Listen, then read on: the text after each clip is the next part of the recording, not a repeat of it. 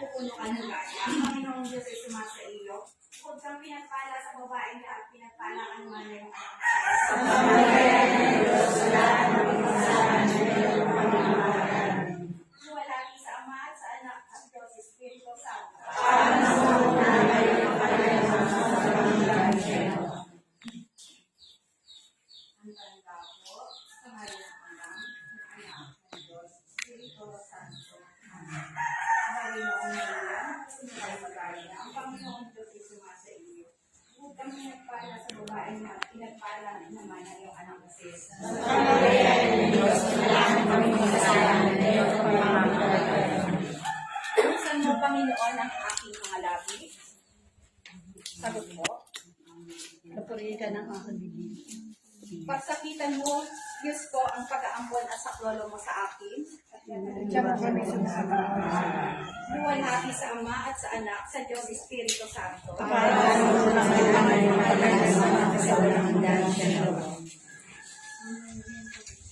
O Jesus ko, patawarin mo ang aming mga sala. Iligtas mo kami sa buhay ng impyerno. Nangyayon sa mga awal sa pagkakoroyo, lalong-lalo na yung mga nangyayari ng awa, at kami sa puso ni Jesus, iligtas mo kami.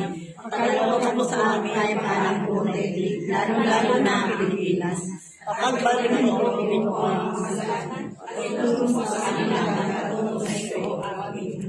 Ang nilokoban ng iyong pagpapalang susunod at ligtas.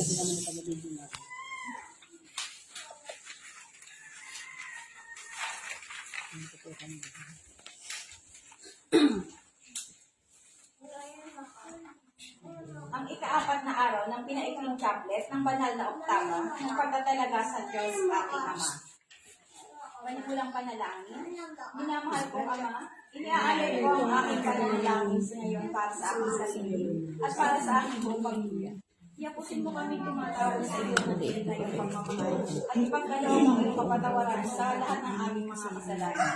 Maunaway na, loobin mong mapalitan ng aming paghihirap at paglulusan ng iyong kapayapaan at liwanag na ikaw lamang ang makapagpibigyan, sapagkat ikaw lamang ang pinanggagalingan ng lahat ng awa at pag-ibig. Ako ay nananalig sa kami iyong nilinapis, sapagkat ikaw ang aming Ama. Ang kamana sa katauhan at kami ay iyong tunay na mga anak. Amen. Kasi upo na po tayo, pwede na tayo maupo.